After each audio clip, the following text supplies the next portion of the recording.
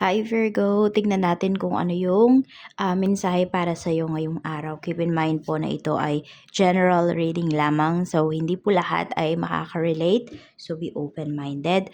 Try nyo pong tignan yung inyong other signs for other messages. At kung hindi pa po kayo nakasubscribe dito sa ating channel, please subscribe na po kayo and pahit na din ng bell button para lagi kayong updated every time na meron tayong uploads. At kung nais mo namang mag-avail ng ating private readings, ng ating rituals, ng ating Tiars products, Tiars Afira Manifesto, Tiars EEA necklace at meron tayo ditong Tiars bracelet, mag-direct message ka lang doon sa ating Facebook page. Matatagpuan mo yung link dyan sa description box. Click mo lang yon para ma-direct ka sa page natin. Tingnan natin Virgo, Sun, Moon, Rising, and Venus. Ano ba yung energy ngayong araw na to? Practice meditation. So, yung iba sa inyo, kung hindi naman kayo sanay mag-meditate, pwedeng mag-pray kayo o kaya naman mag-journal kayo. Ganyan. So, tignan pa natin. We have be open to miracles. So, may magagrant na wish ninyo. Pwede ngayong araw na to. Release judgment. Yan. So, tingnan natin kung ano yung mga energies na yan. Pero kung kaya nyo po, daily, 10 to 15 minutes. Kung may time kayo or kung gusto nyo talagang i-practice yan, ganon, 10 to 15 minutes a day. Pwede kayong mag-meditate. Pwede rin naman bago kayo matulog. O yung iba nga, may mga guided meditation or pwede kayong mag-meditate habang natutulog. May mga sounds diyan dito sa may mga sounds dito sa Facebook, sa YouTube na pwede ninyong pakinggan habang natutulog kayo. Kunwari yung mga DNA repair, yung mga ganyan. So, pwede niyo yung gawin, di ba? Parang wala kayong ligtas. Kasi, pwede niyo siyang gawin kahit natutulog kayo or kahit nga po, ayun, tuwing umaga. So, we have justice. Kung meron dito ay meron kayong mga kinakaharap na kaso or may isasampa kayong kaso, pag nilay-nilayan nyo muna. Kasi 'di ba, kakain yan ng oras nyo, ng pera ninyo. So, kailangan once na, kunwari kayo yung nagsampa, kailangan talaga buo yung decision po ninyo. Yung wala bang atrasan. Ayan po. Wag kayong maghintay, some of you naman Virgo, wag kayong maghintay ng karma ng ibang tao. Or kahit yung mga tao na may nagawa po sa inyo. Release ninyo. Okay, mag-focus kayo dun sa growth ninyo. Mag-focus kayo sa own blessings po ninyo. Kasi habang hinihintay mo yung karma ng ibang tao, maybe nagagawa mo yan or nasasabi mo yan kasi pwedeng punong-puno ka ng emosyon. Sabi natin nagagalit ka, ganyan. So, normal lang naman yun. Pero once humupa yung nararamdaman mo, just let go. Para yung mga blessings na para sa'yo, pumasok siya. Ganun yung gawin mo. So, ano tong be open to miracles? We have 5 of cups. Meron bang nakunan dito? May rainbow baby.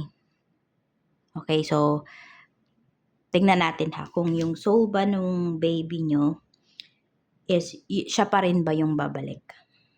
Meron kasing ganun. Yes. Ayan. So, up to 4 times, pwedeng bumalik yung soul nung baby mo. So, pwedeng the first time, di ba, may sakit, ganyan. May mga problem sa pang-apat, yun. Meron naman po dito is, ayan, basta, babalik siya.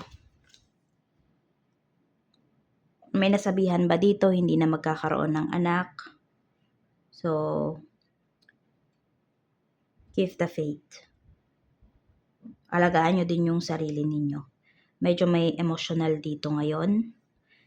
Feeling nyo ba hindi umaayon sa inyo yung mga sitwasyones, yung mga outcome nung mga ginawa po ninyo, yung outcome ng inyong decision? Just hold on.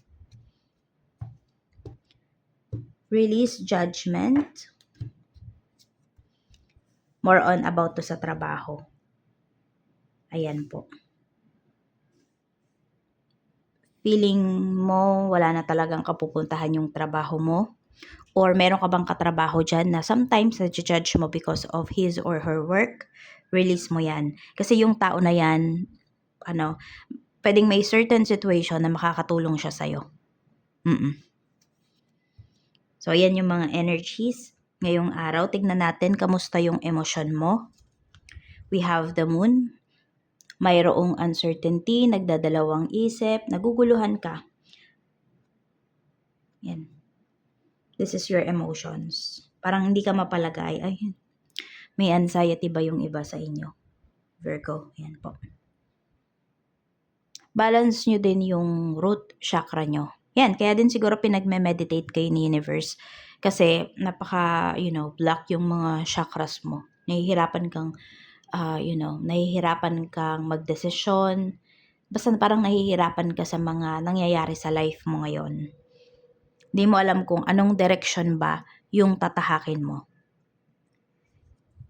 We have Ace of Wands. Ito naman yung kaisipan mo.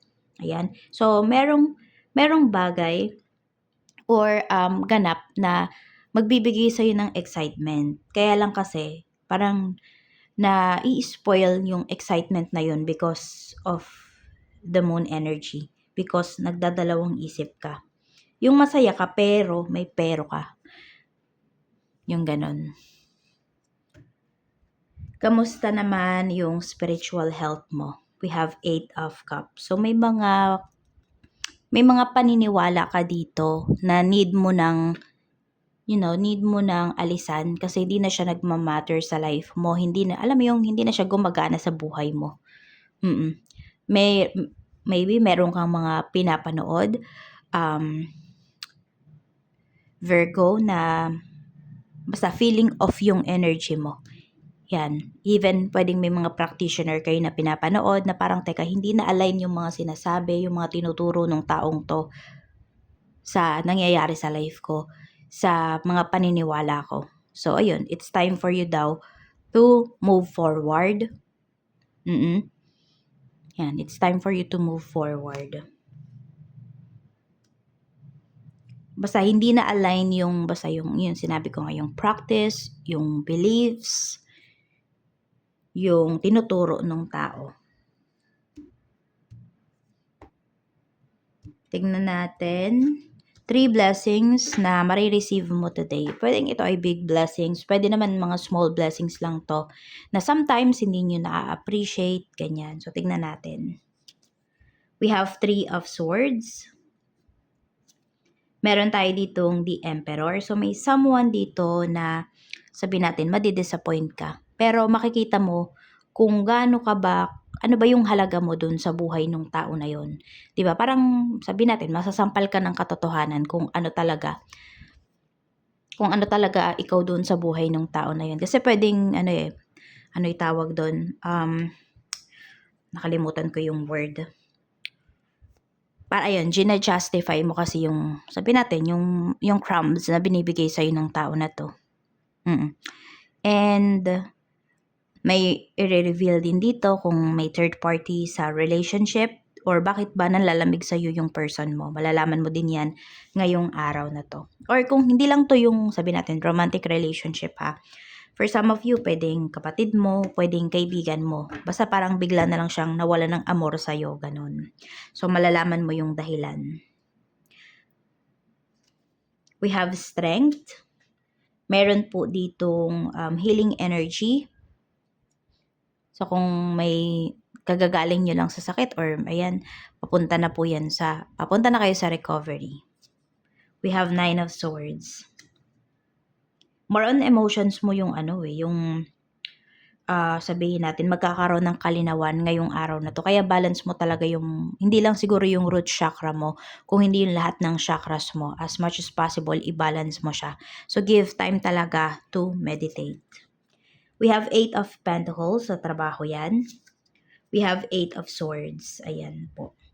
So, sa trabaho ito, ma-feel mo naman na may mga tao, sabihin natin or yung boss mo, parang natatakot siya na umalis ka diyan sa work.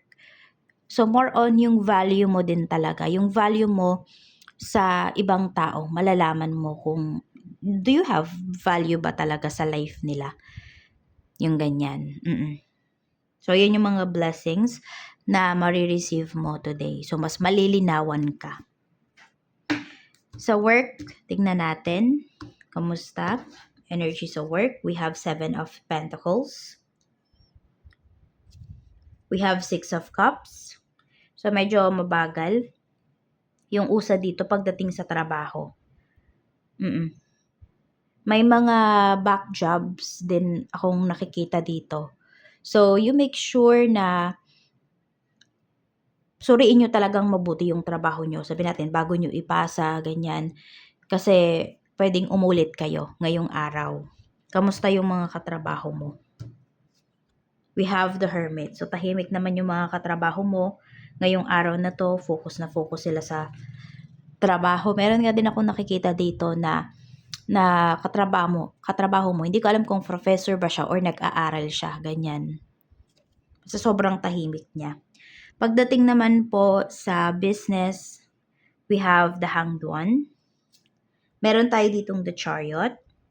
So, may hinihintay kayo dito na progress sa isang usapan at pinapakita naman po dito na magiging successful talaga siya. So, ito ay sa mga clients po ninyo or mga deliveries. So, kung sa deliveries, medyo mayroon lang delays, pero hindi naman siya magiging problema sa'yo at sa client mo. Mapapag-usapan nyo to ng maayos.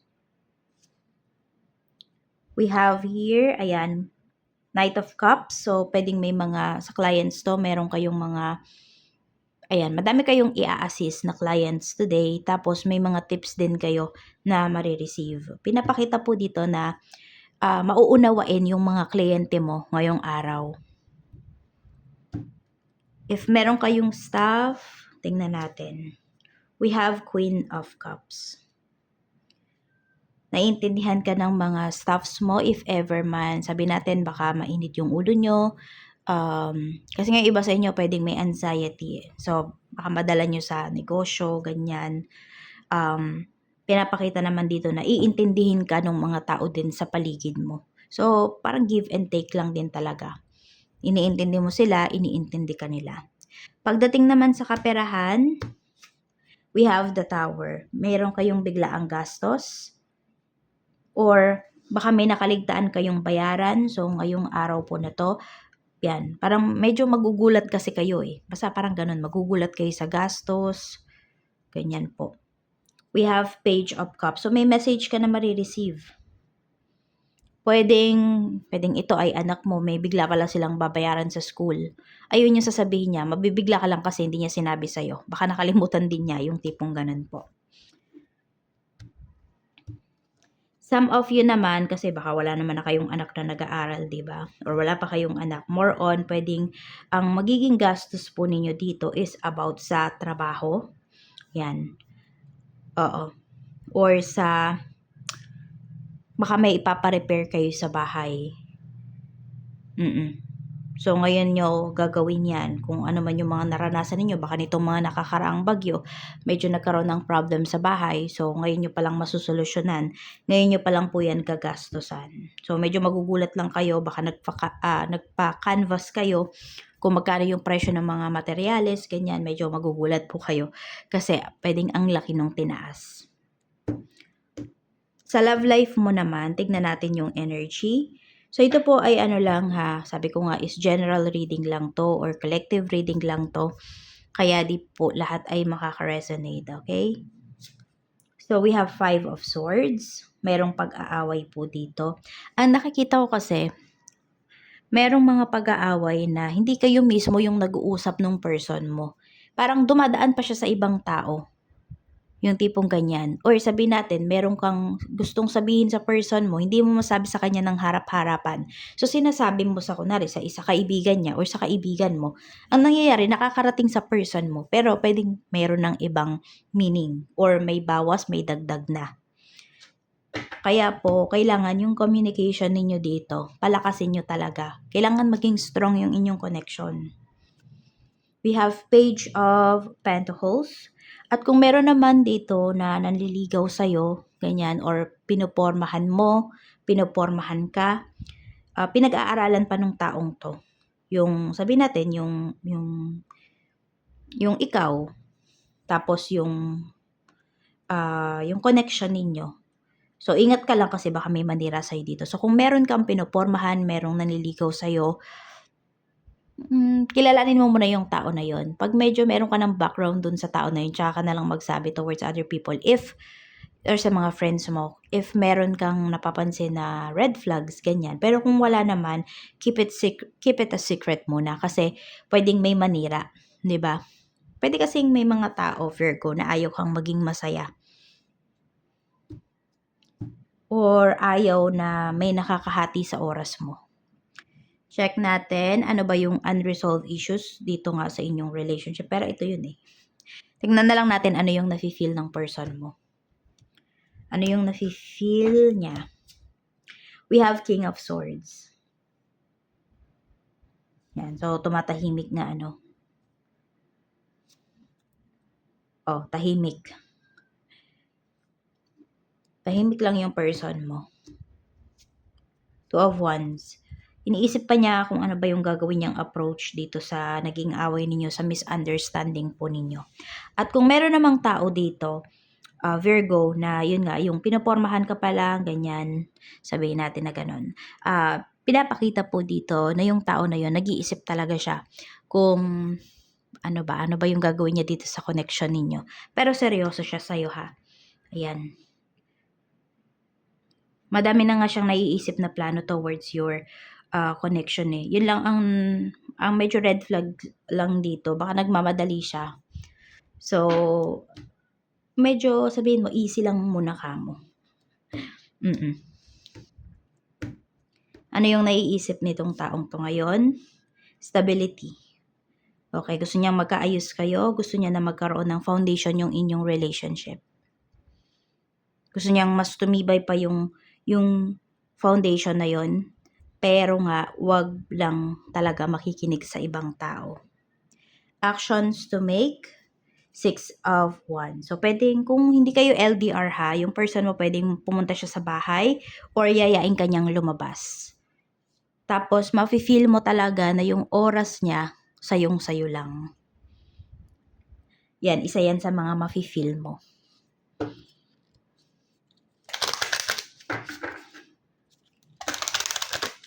Mensahe pa for Virgo.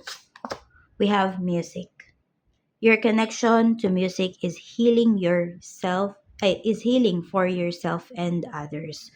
So, iwasan nyo munang makinig ngayong araw ng mga malulungkot na kanta kasi a-attract nyo po yung malungkot na energy. So, kung meron kayong mga gustong i-manifest, tingnan nyo yung lyrics ng kanta na pinapakinggan po ninyo. Oo. Yan.